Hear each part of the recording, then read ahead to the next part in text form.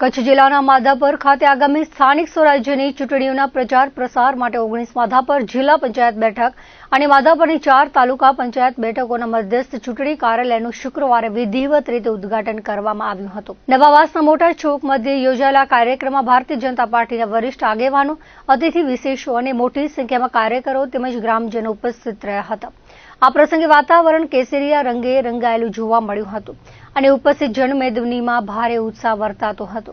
ભુજના ધારાસભ્ય કેશુભાઈ પટેલે કાર્યકર્તાઓમાં જોશ પૂરતા અને વિજયનો વિશ્વાસ વ્યક્ત કરતા જણાવ્યું હતું કે માધાપરની આ પવિત્ર ધરા પર ભાજપના મધ્યસ્થ કાર્યાલયનું ઉદ્ઘાટન થઈ રહ્યું છે, ત્યારે જનમેદનીનો આ ઉત્સાહ જ બતાવે છે કે વિજય નિશ્ચિત છે. ભારતીય જનતા પાર્ટી એ માત્ર રાજકીય પક્ષ નથી, પરંતુ જનસેવાનું એક અવિરત માધ્યમ છે, જેણે હંમેશા છેવાડાના માનવીની ચિંતા કરી છે.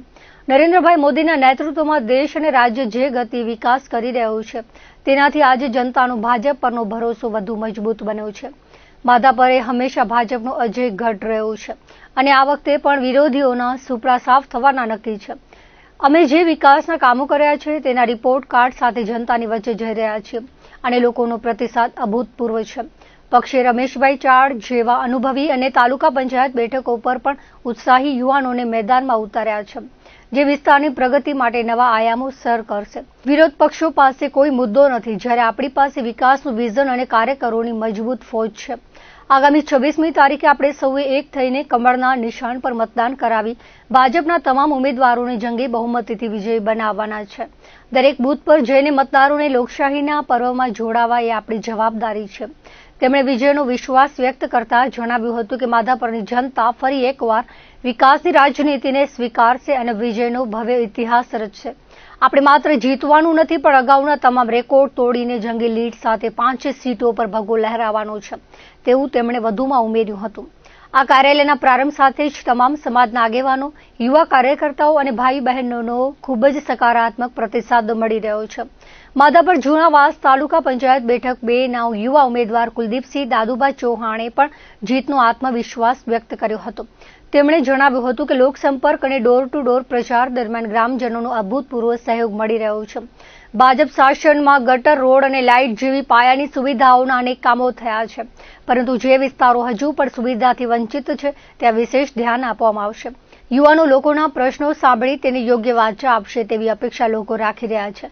તેમણે લોકશાહીના આ પર્વમાં વધુમાં વધુ મતદાન કરવા અને જિલ્લા પંચાયતની 1 તથા તાલુકા પંચાયતની 4 બેઠકો પર ભાજપને જંગી લીડથી જીતાડવા મતદારોને અપીલ કરી હતી.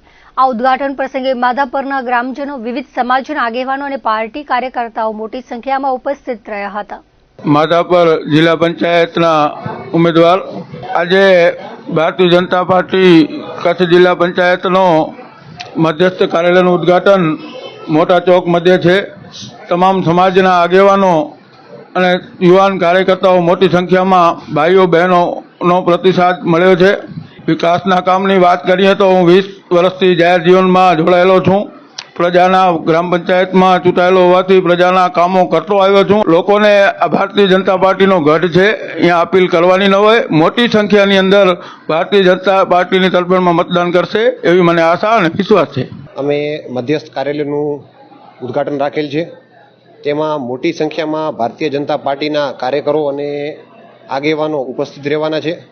સાથે સાથે અમે ડોર ટુ ડોર અને લોકસંપર્કની પ્રક્રિયા પણ ચાલુ કરી દીધી છે, જેથી અમને ગ્રામજનોનો ખૂબ સારો સહયોગ મળી રહ્યો છે અને જનતા હર હંમેશ ભાજપના સાથે છે.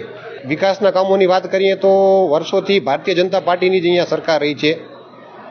દરેક કામો ગટર લાઇનના હોય, રોડના હોય કે લાઇટના હોય, એ થતા રહ્યા છે. તોય અમુક વિસ્તારો જે એવા છે જેમને આ સુવિધાઓ નથી મળી, તો એ વિસ્તારોમાં અમારું વધારે પૂરતું ધ્યાન રહેશે કે એ વિસ્તારોને પણ આ સુવિધાઓનો લાભ મળે. પ્રજાજનોની મુખ્ય વાત તો એ જ છે કે આ વખતે અમને યુવાનોને પાર્ટીએ જે તક આપી છે, તો પ્રજાજનોમાં પણ એક ઉત્સાહ છે કે આ લોકો અમારી વાતો સાંભળશે, જ્યારે અમે કહેશું ત્યારે ઉપસ્થિત રહેશે, એમના સારું ભાગદોડ કરી શકે અને એ જે કામો અમુક જગ્યાએ જે નથી થયા, જે વિસ્તારો નજરમાં હજી નથી આવ્યા, એ વિસ્તારો ઉપર વિશેષ ધ્યાન આપે એવી પ્રજાજનોની માંગ છે.